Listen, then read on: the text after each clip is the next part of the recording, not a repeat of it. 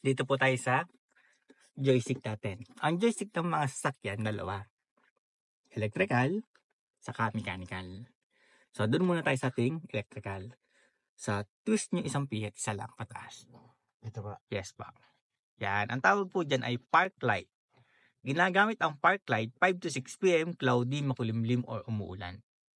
Patayin nyo po ulit. Ano pong tawag? Park light. Park light.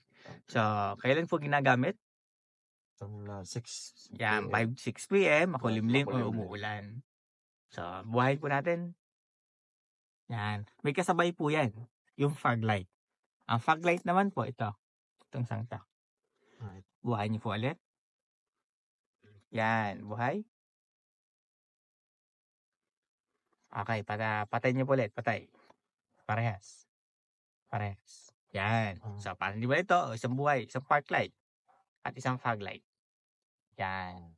Di ba? Ano yung kanya na po? Yes po. Naka-on lang kanina. So, Tapos, patayin niyo po ulit. Parehas. Okay. Pag mga pagkalam yung 5 to 6 p.m., cloudy, makulimlim, o umuulan, o isang twist. Parehas. isa-isa po talaga yan. Ganun. Aba, kapag 5 to 6 p.m., cloudy, makulimlim, or umuulan.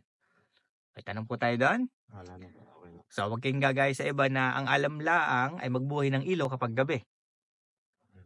Diba yun lang din ang kaalam natin? Pag magbubuhay ng ilaw pag gabi. So, madami pa pong hindi nakakaalam po ng park light. Kaya wag na kayong dumagdag sa kanila. Okay pa. So, kapag gabi na, isa pang twist.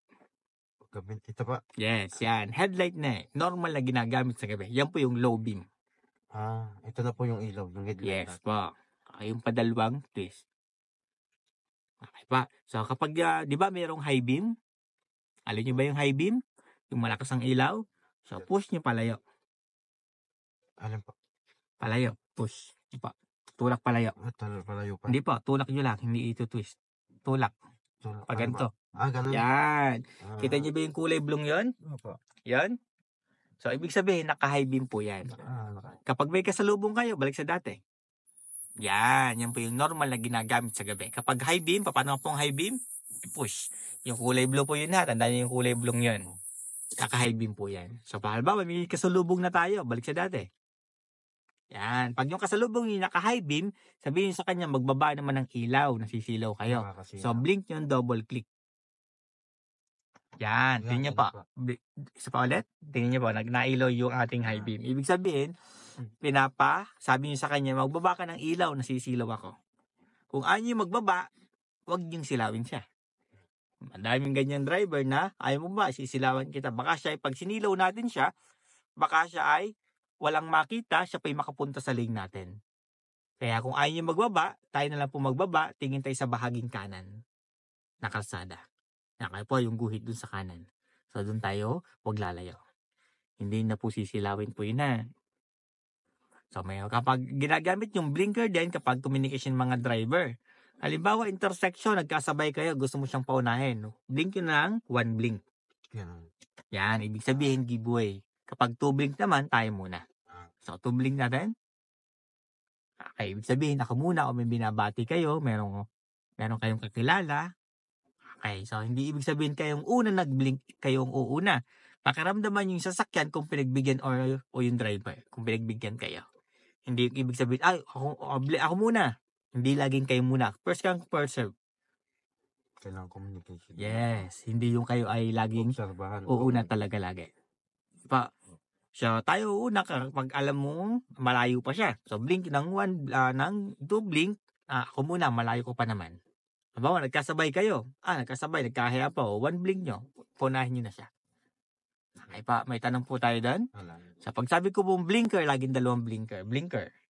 Blinker? Yan. Patayin nyo na pa ang ilaw. Okay, may tanong po tayo. Reviewin po natin. Unang twist. Park light. Ano po kasabay ng park light? Park light. Fog light. 5 to 6 p.m., cloudy, makulimlim, umuulan, yan po ang pubuhayan. Kapag gabi na, headlight. Normal na ginagamit sa gabi. Normal po yan, yung ginagamit sa gabi. Kapag high beam, gusto niyo mas maliwanag, push palayo. Yung high beam na yon, yung kulay blue. Pag may kasalubong na, balik sa dati. Yan. Kapag yung kasalubong yung naka-high beam, sabihin sa kanya magbaba ng ilaw, double blink. Kung ayaw niya magbaba, tayo na lang po magbaba. Pag giveaway, pag gusto niya paunahin, one blink. May tanong po tayo dyan sa joystick. Okay na po. Signal lang left, down. Signal ng left down. Yes. Yan. Pero ang thumbs natin nakaganto. Yan. Signal lang right, up. Okay pa. Signal po ng left. Tingin po sa side mirror. Yan. Signal po ng right. Tingin naman po dito sa isang side mirror na to. Okay pa. Pwede kayo mag-blinker kahit nakasignal. Blinker to blink. Paano pa? Pwede kayo mag-blinker. Mag-blinker. Yes. Kahit nakasignal po Kahit yan. Blinker kaya.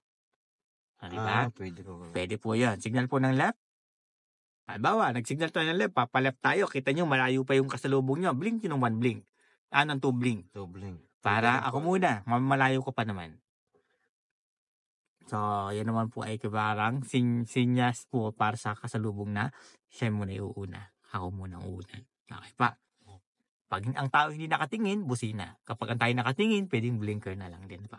Tandaan nyo po ha, hindi ibig sabihin tayong una nag-blink, tayong una. Pakaramdaman ng sasakyan kung pinagbigyan ka o hindi. May tanong po tayo sa ating mga ilaw, signal. So, patayin nyo yan po lahat ang ilaw. Patay po. Spark light yung fog light. Yan. So, may tanong po tayo. Clear na po sa inyo yung electrical. So, dito tayo sa ating mechanical.